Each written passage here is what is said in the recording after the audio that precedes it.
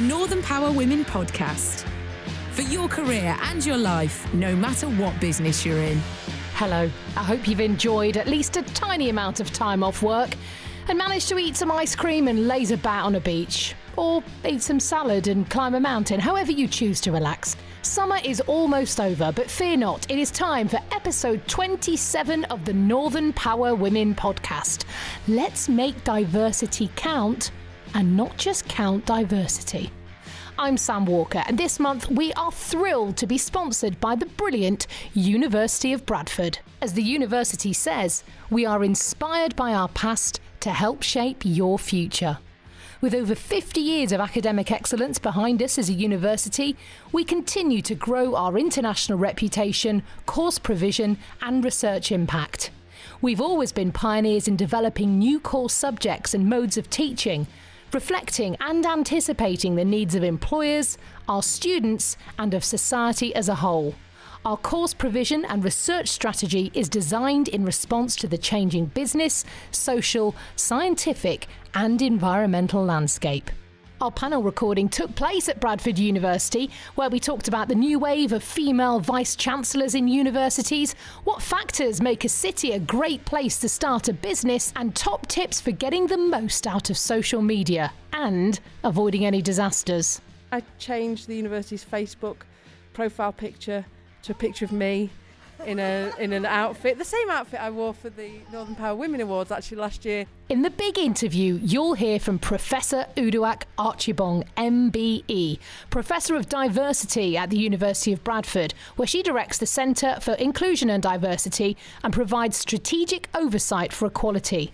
She talks passionately about the need for diversity to be more than just a box-ticking exercise, and also about how her upbringing in Nigeria shaped her values to this very day, and how the racism that she suffered when first arriving in England inspired her work. She also discusses her role models, including Rosa Parks. She was completely non-confrontational in the way she managed the level of marginalization, the level of challenge that she faced, disadvantage, the racism, but she managed it in the way that she could actually live rather than burning out. And it's also time for your shout-outs this month, where you pay tribute to the often unsung women and men who make a real difference in your sector.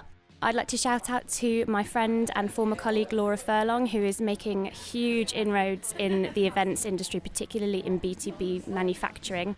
There's a new Ask the Hive question for your consideration too. But first, let's catch up with our very own Queen Bee, our founder, Simone Roche, MBE, with some news from Northern Power Women HQ.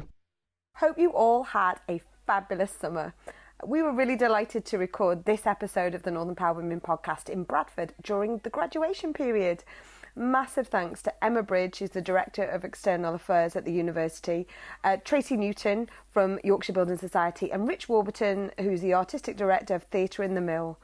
This is the first in a series of the University of Bradford sponsored podcasts, and we really look forward to starting many conversations. Also, listen to our power lister, Uduak Archibong, who is our Person with Purpose interview this month. We've been really busy this summer prepping and preparing to launch the nominations for the 5th year of the awards, which takes place on the 16th of March next year. We're recruiting even more judges to be part of the robust process, and even though we've only been open a couple of weeks, we've received over 150 nominations already.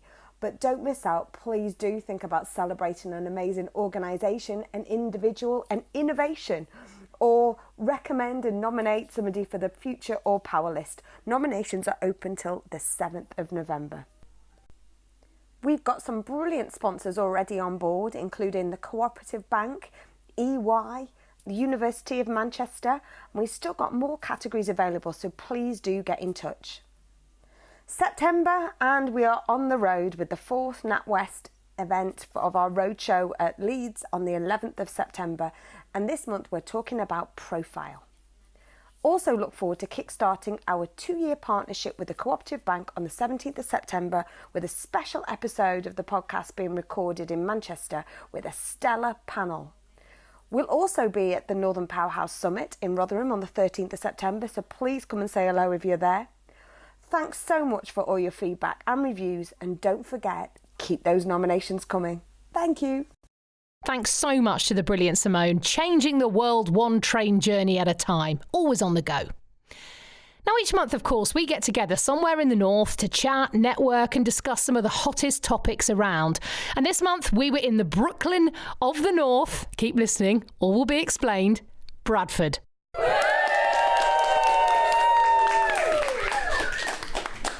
Good afternoon and welcome to the University of Bradford, and this is episode 27 of the Northern Power Women podcast. We are very excited. We have got our youngest ever Northern Power podcaster in the audience, Amelia. So we really welcome her, and she's been ever so lively in the pre-podcast discussion. So welcome again into our second year of this fantastic podcast, and we're delighted to be here at the university on graduation day when we're recording it. So much celebration on campus, and we congratulate everybody in advance on their achievements. Well, as ever on the podcast, we're going to be discussing 3 questions with some fantastic panellists. Our first panellist today is mum of Amelia, but it's Emma Bridge, Associate Director of Marketing and Communications, the Directorate of External Affairs at the University of Bradford. She was listed in the Northern Power Women Future List in 2018 and is currently on maternity leave, and we are grateful for her coming today with gorgeous Amelia. Second on the panel today is Rich Warburton, who is the Artistic Director for Theatre in the Mill. Prior to this, he co-founded Invisible Flock. The core values of the Theatre in the Mill are representation, inclusion and innovation, which is reflected in everything that they do. And finally, we've got the wonderful Tracy Newton, who is Director of People Performance at the Yorkshire Building Society. Tracy is Northern born and bred and has worked in HR for coming up to 20 years. A mother of one, she is passionate about the talent to be found in the north of England and its diverse communities. So welcome to our fantastic panel. As ever on the podcast, we talk about starting a conversation. And today we have got 3 great questions for our panellists. And the first one is that the University of Bradford is about to have its first female Vice-Chancellor, joining 3 others in the Yorkshire and Humber region. Do you see this as a sustained trend? And if so, how might this alter? And how do universities operate and project themselves? Emma, I'm coming to you as being at this fine establishment. I think the evidence would suggest that it is already and probably will be a growing trend. So the sustained growth is growing from 17% in 2013-14. It's now at 21%. And I think it recognises that there's a growing awareness for diverse executive teams in universities, so that they're not your typical, you might have experienced of all white male suited and booted men. And the pipeline is increasing more, so that there's more women coming through the system in academia through getting PhDs, and there's more rewards aimed at women as academics, not just in research but in teaching as well, to help sustain that. Thank you. And Rich? So yeah, from an arts point of view, it feels, I suppose anecdotally, that there does seem to be a bit more parity. Whether that's true across the board, I'm not so certainly. It seems to be more true around the tables that I sit around. I think the work that really needs to happen there is actually in greater representation across the board in diversity. I think there are 131 universities in the UK, and 35 women are vice-chancellors, which I think is just about over 30%. But based on the fact that women are 51% of the population, we'd like to see more. What do you think, Tracy? I think that's absolutely right. You know, females in any senior roles, in any industry, really sends a signal in terms of what we value as a society and as different organisations. I think there's a key thing for us around role modelling and making sure that we are loud and proud around females moving into more senior roles, and then are also very open and very welcoming and share the stories around the route that they've taken to get there. There's a whole piece around, there's a saying that we use at Yorkshire Building Society, which is around you can't be what you can't see. So that notion of role modelling is really helpful and really important, but equally we need to be able to demonstrate and show and share stories around how people have made that progression and got there. And I think that's when you'll start to see a real shift in terms of what females and people from other diverse or different communities genuinely think their possibilities are, because I think it's when you open that up, that's when you'll see real change. And I think we're passionate about role models at Northern Power Women, and I think, we hope that we see this will reach across other sectors. This is a great example here at the university, but role models, how important are they? We're talking here, but in the audience, I know we've got some of our future list and we've got some of our great supporters of Northern Power Women, but how important are role models to you here today in the audience? How many of you think you're a role model? I would like to see every hand up there, because I think everyone is a role model to someone. And do you see the Vice-Chancellor sort of shifting the culture here of the university? It's almost, we talked about, you can't be what you can't see and what is possible. Absolutely. I think seeing people looking at Shirley and thinking, wow, and also head teachers across the board as well. I've been in education for nearly 20 years, and nearly every single school I've worked at has had a female head teacher, which is a fabulous, it's an amazing thing to have, especially when you're from a community where women and girls are not really valued to the same level that they should be. So seeing somebody like this in charge of a university, it's really, really groundbreaking, and I'm really happy about it. Brilliant, great news. Right, let's look at question number 2. 18 months ago, Bradford was named as the best city in the UK to start a business, with a study citing things like its business rate relief and the infrastructure. What could it teach other cities? I don't know how I can be succinct about this, but I think Bradford's really, really is on the cusp of something really quite remarkable. And I think you are seeing that. Certainly, I can really only again speak from a cultural point of view, but you can see that in the investment in the arts in the city. But Bradford's unlike anywhere else, actually, even within the north. A friend of mine called Susan Butler, who's an American-based artist, she's from New York, and she spent time here, living here, and she described Bradford as the Brooklyn to Leeds' Manhattan. And the first time I heard that, I sort of scoffed a little bit and laughed. But actually, the more you see it, both actually in the physical architecture, but actually in what it stands for. Leeds and a lot of these large cities are actually essentially privatised, whereas Bradford, it still remains to its core. It's still an agipop place. It's still cheap in terms of living cost, and there's space. And space is a remarkable architecture to be able to take over here. So I think there's more possibilities to do things in new and interesting ways here than anywhere within a large radius. Talking about the art of the possible again, Tracy. I think there's something about in any regional town, in any area where there's a whole piece around helping individuals think about different opportunities and different routes in terms of what a future in a career could look like. And I think it comes back to, there's a piece around infrastructure, there's a piece around affordability, there's a piece around opportunity in terms of space to be creative and to come up with new ideas. I think the key thing for any area is around actually demonstrating the notion that starting your own business, taking a risk, doing things differently is a viable option. And Bradford seems to be able to do that. And maybe it's because when you're in somewhere like Leeds, there is the natural route is that you go to a big firm and you go and do something of that nature. Sometimes I think situation and context drives out creativity and different ideas and different opportunities. What we need to work on is making sure that the individuals, entrepreneurs, they have the skills, the capability, and they're encouraged to do that. So that's an ongoing legacy, isn't it? And talking about ongoing legacy, what could we do for Amelia when she's setting up her business in years to come? Somewhere to vocalise her screams would be probably quite good for her.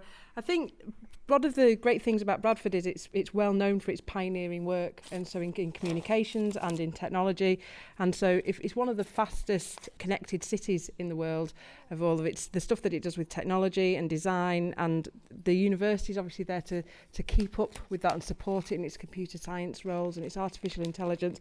I can't imagine when Amelia, 16, 18 years from now, what on earth you will be entering in order to what you'd need to set up a business. But I still sort of think, it's 15 years. No, that's a total lie, but I'm not going to ask you to take it out. It's 15 years since I graduated from university, plus a few more. Child, you must have been barely above Amelia's age. No, it's barely. But I chose to stay in Bradford because it was I could access places, I could take part in loads of cultural activity, but it was cheap and friendly and small to get around in. And I still think that Bradford will have that. It'll just be really vibrant and fast-paced and, a brilliant place to live when Amelia's older as well.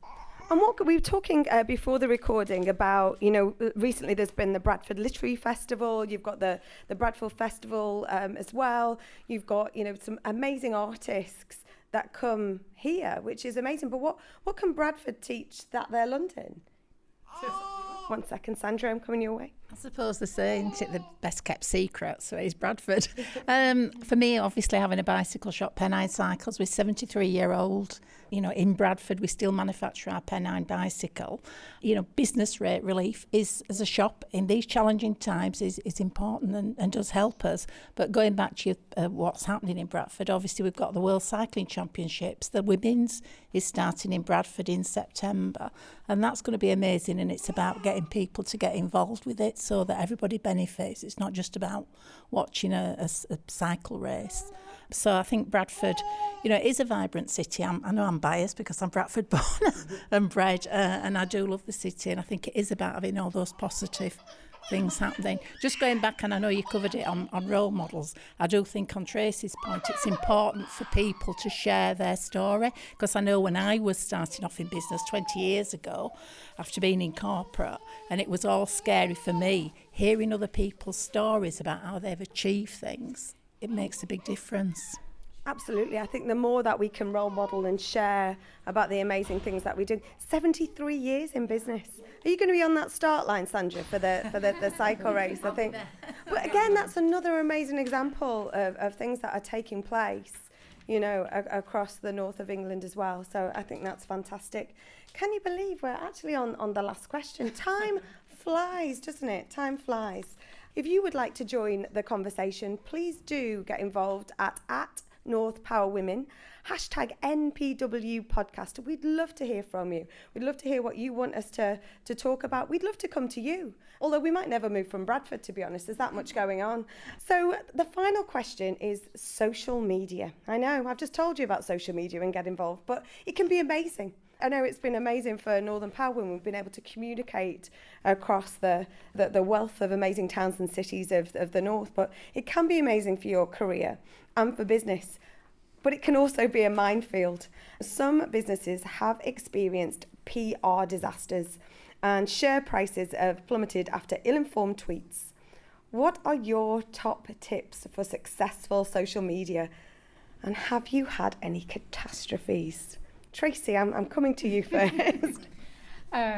Thankfully, I've not had any catastrophes, but it's probably been, in all honesty, it's probably to some extent from almost a fear of using it, particularly in a work context. So in terms of social media, do I use it from a personal perspective, Facebook, all that kind of stuff, keeping in touch with friends across the world? Yes, I do.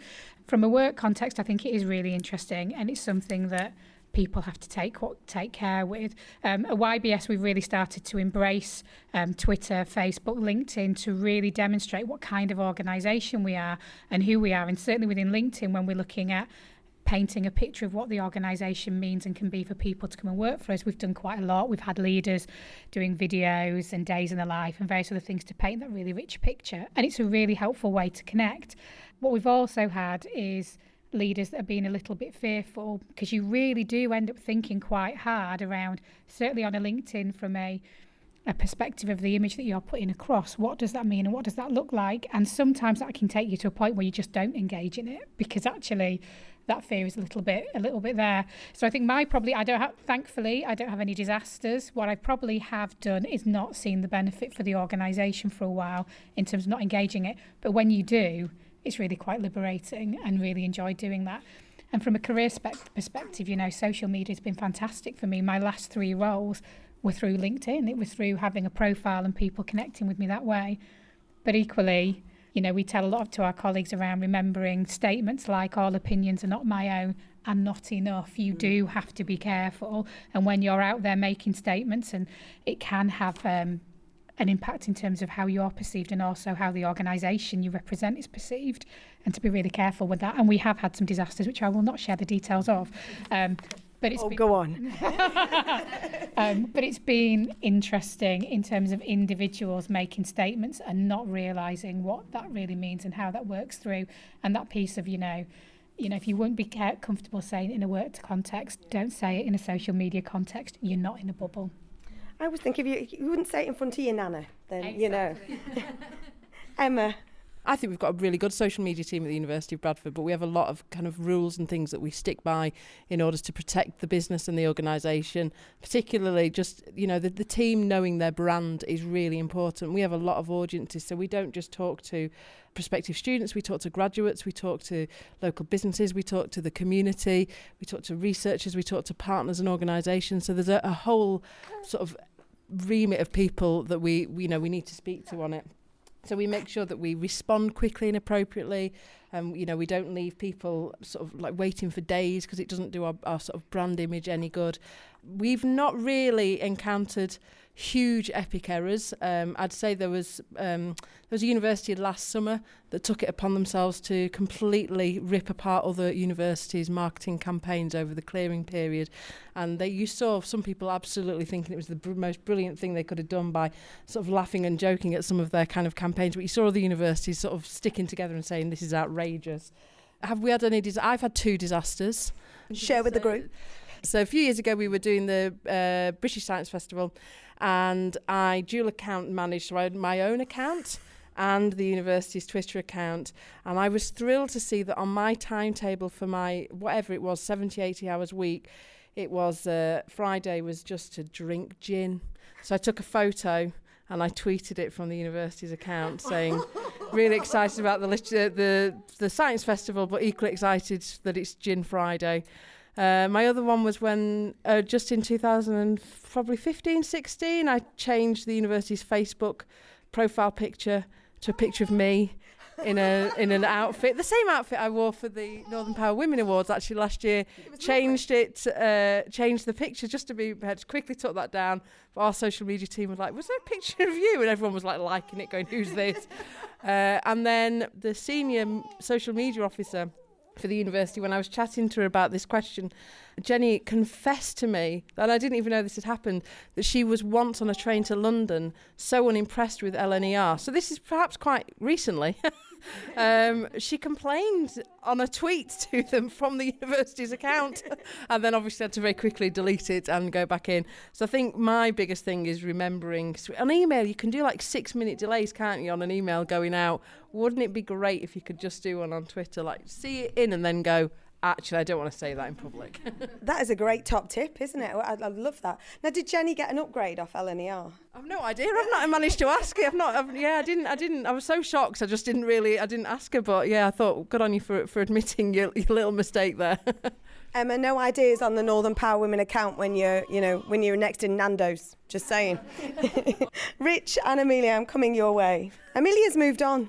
She's networking, I believe they call it. Oh, networking. I don't really have. I'm quite silent on Twitter and Facebook, which is down to laziness, not out of any strategic sort of position. But a lot of my practices come with technology embedded within it, and I think there's 2 things you have to remember: that technology, whether it's social media, it is just a tool. It's a hammer, and you can't level criticism at the tool. It's how it's used. But also, I mean, it is an amazing way now. For us, we're really, as we said at the beginning about representation and inclusion, you can put inclusion within that technology, and it's a really interesting way of allowing us to connect with audiences who can't physically engage with us, whether that's because of mobility issues or because they're on the other side of the world. We're working on a piece now, which is a remote documentary working with female cyclists out in the Democratic Republic of Congo.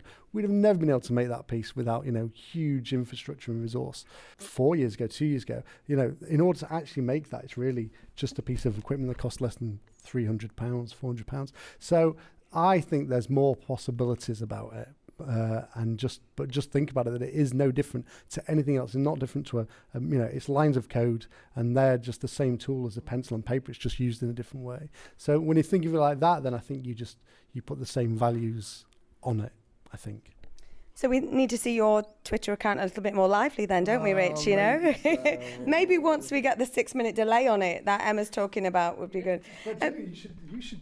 That's what we'd call in the arts close to market. You know, you're on something there. You're on something there that actually, not that we should put an economic value against everything, but that's a tool that I think people would.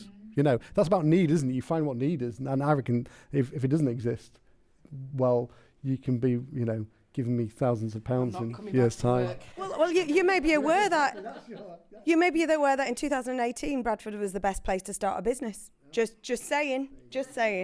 And more cycling, Sandra, here.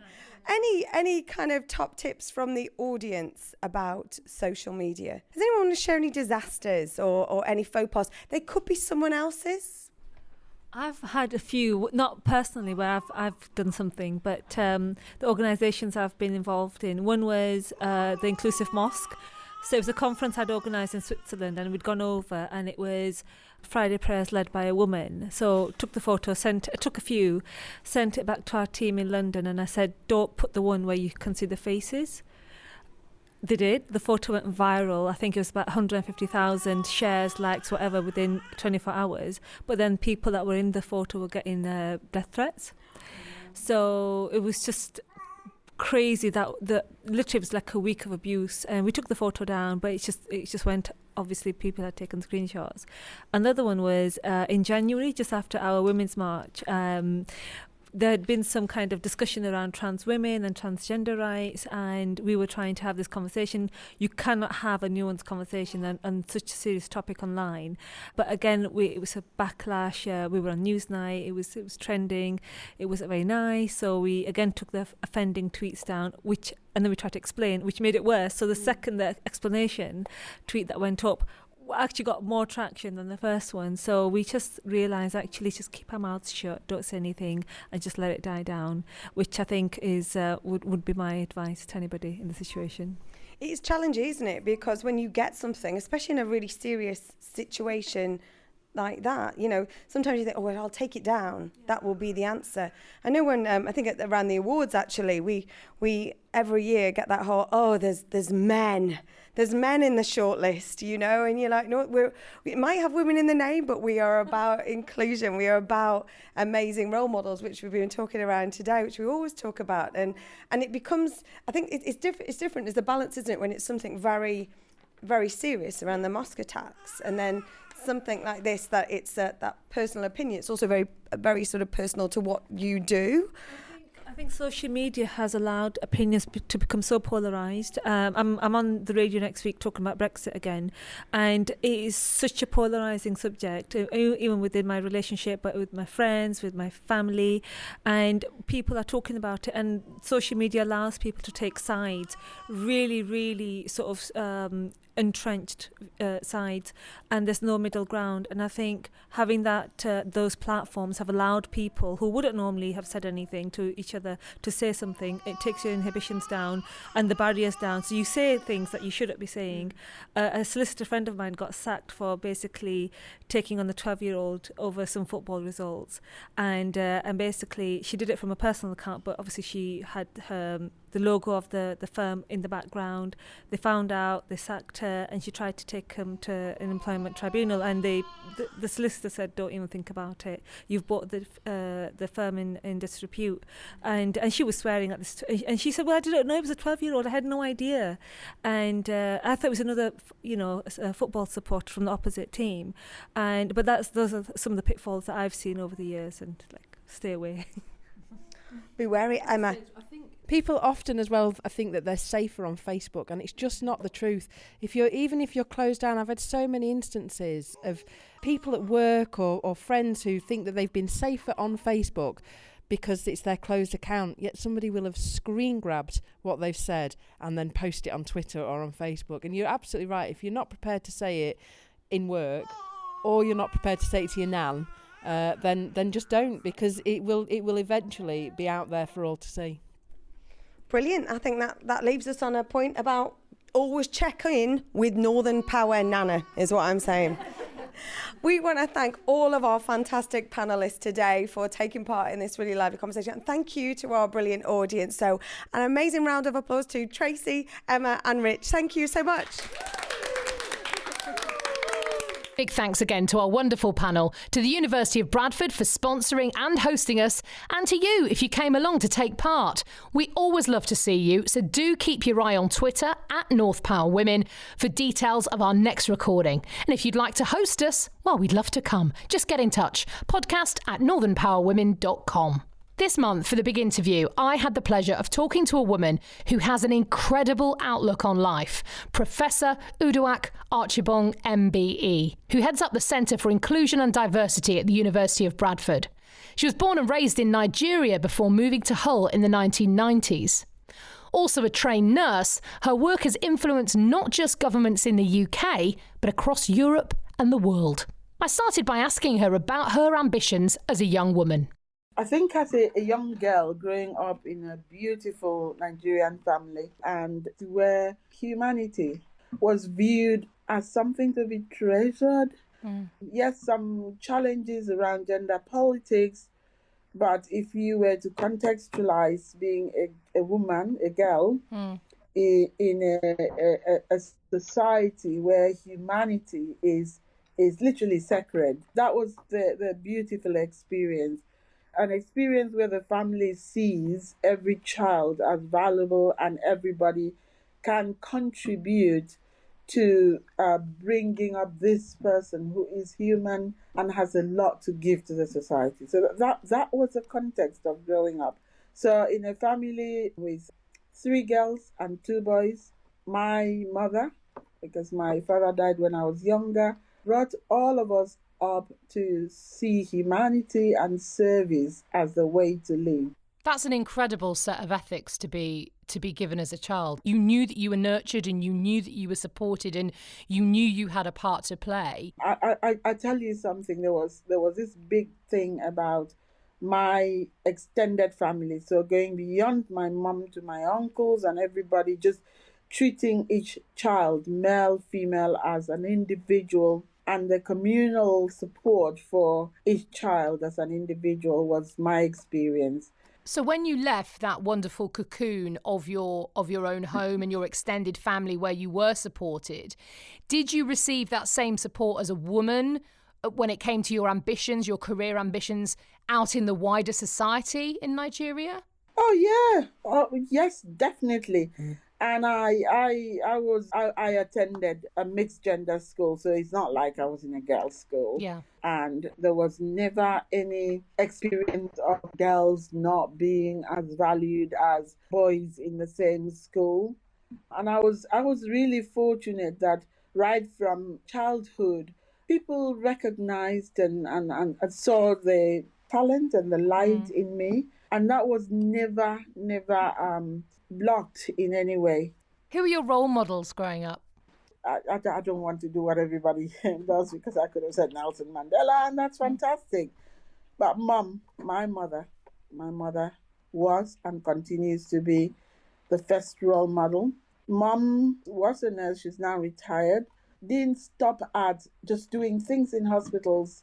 Our home was a hospital. And that meant that we were exposed to humanity and people and help and service from the word go. So Mom is a massive, big role model. But as I was traveling around, there were a few other role models that popped up along the way. One was a lecturer of mine in School of Nursing who literally, I mean, when we talk about talent spotting, and I just feel that talents come in different package, and sometimes we're not very good at spotting talents that are non-traditional. I started School of Nursing younger than most people in my class, and I found myself very non-traditional in that class. And it took a lecturer to see this young person who was presenting arguments, albeit naively, but in a way that she thought there was a lot more in me. And I remember her calling me to her office and talking to me about the different pathway in nursing and wanted to support me to think about nursing big rather than just trying to contain myself. So she did it. She's Professor John at the University of Calabar, and I'm always very proud to say this. So I think that's all where it all started for me. She remains a role model, and she's still a mentor of mine. I think there are other role models. I want to talk about somebody who is gone, but I see her as a role model, and that's Rosa Parks. I think my connection in terms of how I view her, and I've used that to promote her memory, but use the principles, the legacy to do things here at the University of Bradford, where we run the Rosa Parks Symposium, and we're getting into the 14th year. The thing I love about Rosa Parks was that even in the silent protest, sitting down, she was recognized and it counted. And some of the notions of activism and civil rights and her role, I think for me it's the doing it, but not doing it fussily. So people see that she really had to sit down to get this sorted, if that makes sense. Absolutely. Others stand and fight and scream. And I learn a lot about that. When I translate it to what I do now, I always have to stop myself because she was completely non-confrontational in the way she managed the level of marginalization, the level of challenge that she faced, disadvantage, the racism, but she managed it in the way that she could actually live rather than burning out. So she is a great role model of mine, and I use a lot of that legacy in my work. That's fantastic to hear, and it's so important to hear how people with different methods and different ways of operating can still have such a positive effect on individuals. I'm interested to hear actually about the next stage of your life, because you got your first degree in the early 90s in Nigeria. Then you came to the UK, you came to Northern England, and in 1992 you went to Hull to do a PhD. What was that transition like, coming from that place of nurture where you felt supported as a young woman, moving to Hull? What was that transition like for you? It was very challenging because I transitioned from a society where difference was celebrated, and it was great to be whoever you are, to a place where I had to every now and again ask questions. Why would I be looked at in that way, and so on. So it was challenging. I think Hull University gave me an opportunity to reflect on how you can positively, constructively, and excitingly work with and support people who need that support to manage marginalization, their self denial in the world that we live in, the plural world that we live in. So Hull was that place. The transition was challenging in the fact that the difference in how people get treated and how you have to just work with underrepresentation. I think Hull was a good introduction, and I think I need to really say that it helped me to get into the field that I'm in now, because the issue of underrepresentation is often one that people look at and frown. Are they being too sensitive, or do they have chips on their shoulders, and so forth? And sometimes people sit down, do all this critical analysis, and forget that it is real for people. So I had that real experience in Hull. It helped me to look at more positive ways of dealing with other people's notions of otherness. It's an incredible perspective to have, looking back on that time and seeing from a distance what it taught you. But I mean, you took a qualification to teach as a nurse in British hospitals. How many African men and women were working in the healthcare system in Hull in the early 90s? Because that's what you've alluded to, is the fact that you suffered racism when you first arrived there from the public. How did you deal with that? I guess there was something about actually acknowledging the experience. So I'm sure you're talking about an experience that is well reported, where I actually had a patient who said I didn't touch him. I went through everything, including approach to the Nursing and Midwifery Council, my union, and everything. But just being in a space where I want to do good to this man, I'm the nurse in charge, but he wouldn't let me touch him. I think that's the experience you're talking about. It was challenging at times, especially when I had to then start designing approaches to helping. So not at this point. I think in 2019, we were beginning to see NHS that can have people managing and supporting. I think in the 90s, it was really difficult. So I felt I was left to work out strategies by myself. And I really hope it doesn't happen again. It did give me good skills and tools to deal with things, but it was challenging. So turning it around then, I think there are schools of thought that if you're working with patients, particularly those that are older and they're ingrained in this behavior, how do you change it? I believe very strongly that we do need to talk, not use this as an excuse to get a nurse in my position to suffer the way I did in the 90s.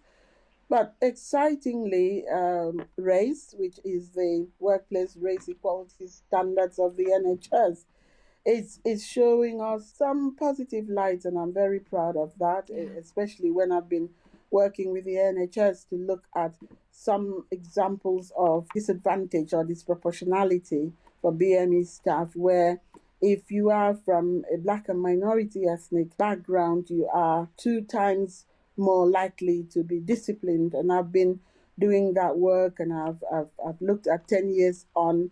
Yes, things are not exactly where I would personally like it to be, but there has been a start in that journey. I think what is very interesting in a conversation often that we don't have is that we know that diversity, I mean, gender diversity, racial diversity, even diversity of different classes of people, middle class people, working class people, we know that within a workplace that the more diverse your team, the more productive your workplace is going to be. But we quite often don't talk about how challenging it can be for those individuals who are in a minority to feel that their voices will be heard. I mean, any woman who is sat at a table full of men will know that it can be a challenging situation to find yourself in. And if you are the only BAME person in a room full of white people, even if it is a quote, welcoming environment, there is still the challenge for that person to speak up. Do we talk enough about that? Yeah, I think this is why recently I have been talking a lot about diversity as transformation, so transformational diversity, particularly when it comes to participation. I think the notion that diversity is all about representation should now be banned, because it shouldn't be that. I think it's okay to bring those heads in, and we keep counting them through monitoring. But the sad thing is, if we don't start analyzing the participation of difference in the workplace, we are failing big time.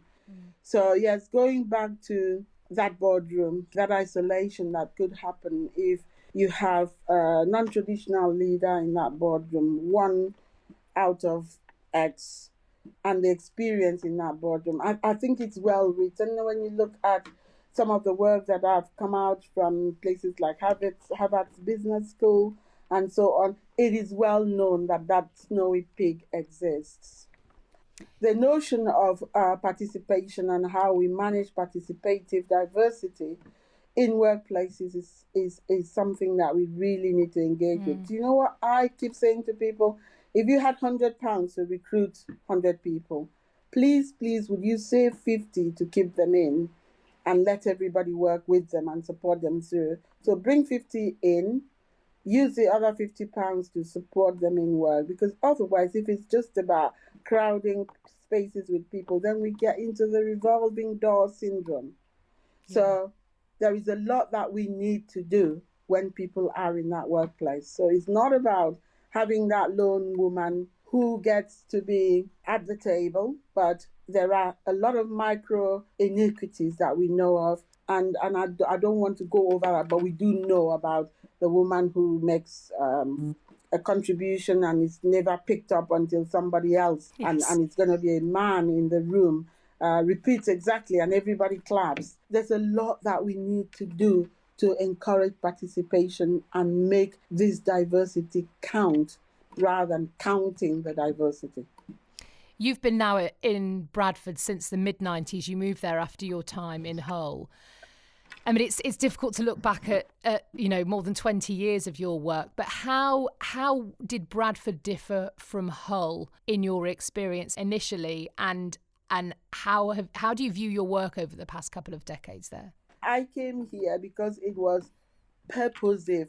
I got a job somewhere else, and I'm not going to name it. And when I compared Bradford offer and the context of work, I decided to come to Bradford because I saw Bradford as the lab for my work.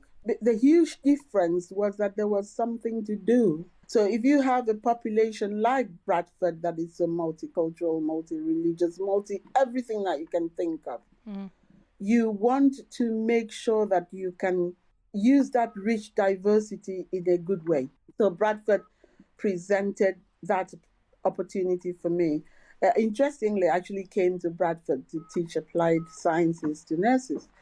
And when I got to Bradford, it became apparent that there was some work to be done, because in 1996, when we did our first analysis of recruitment, we were just a bit anxious that if you were to go to the maternity unit in Bradford in the 90s, at least 40% of the babies would be born to people from other backgrounds, not just from the white population. But if you turned around and looked at our intakes at the time into the nursing and midwifery program, only 1% would be from a BME background. So my work started by just looking at how we might look at health studies, School of Health Studies at the time, and look at how we can start thinking of recruiting a workforce that begins to reflect the population that we serve.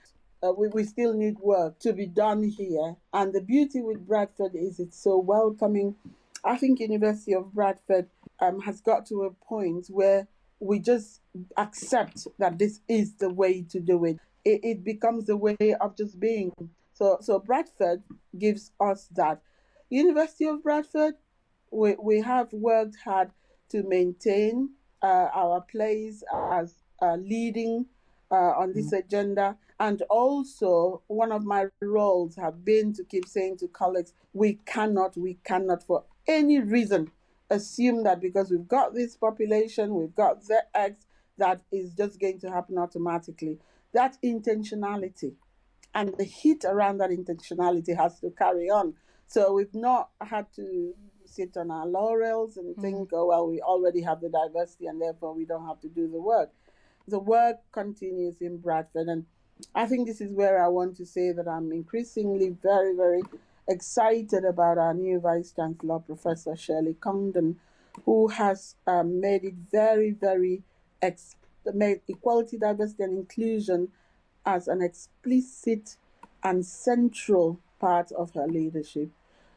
Yes, we've always had it, and she's re-emphasizing the need to keep it right up there as one of her strategic drivers. Yeah. So it's really exciting. Bradford is going in that direction where we're doing some work, but we are going to do better, and our leadership is actually reminding us on a day-to-day basis that equality, diversity, social mobility, engagement, and will be the key drivers for her leadership. A real message of hope and positivity there from Professor Uduak Archibong in a world that can so often seem so judgmental. Big thanks to her for her time. Whose life and career would you love to know more about? Do let us know. You can email podcast@northernpowerwomen.com. Now it's time for your bi-monthly shout-outs, a place where you can get in touch and let us know who you think deserves a special mention for the work that they're doing. If there's someone you think deserves some recognition, please do record a voice memo on your phone and send it to us. podcast@northernpowerwomen.com. They'll appear in a future episode.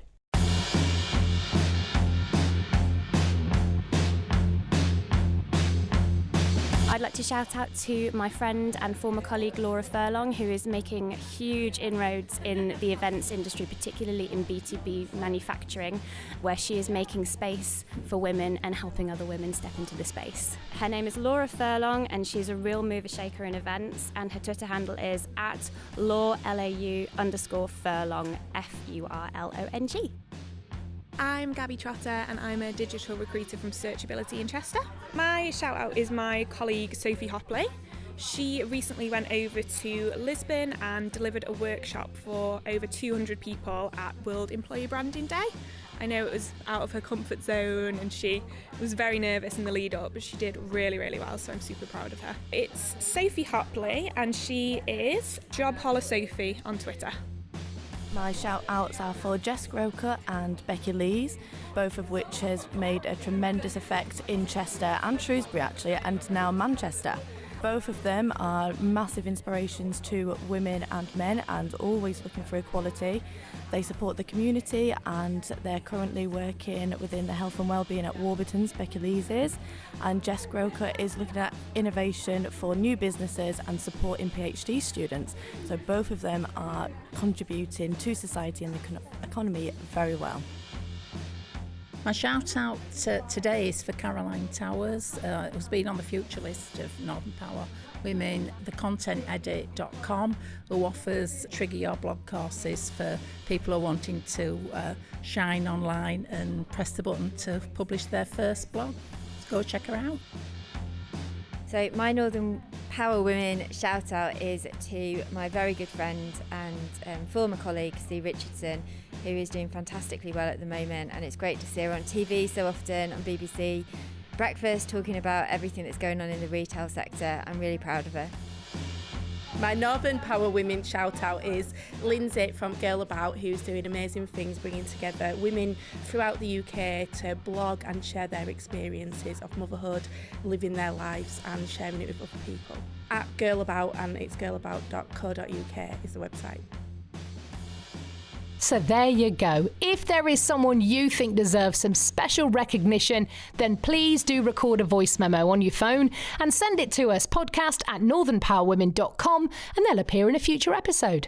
Next month, Ask the Hive is back. It's the part of the podcast where you can get some brilliant advice from the Northern Power Women Hive Mind.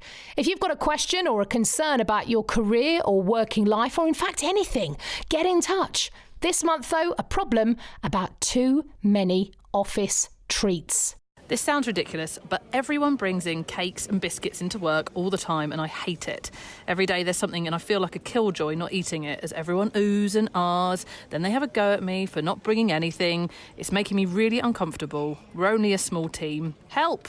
Does a constant presence of cake drive you mad?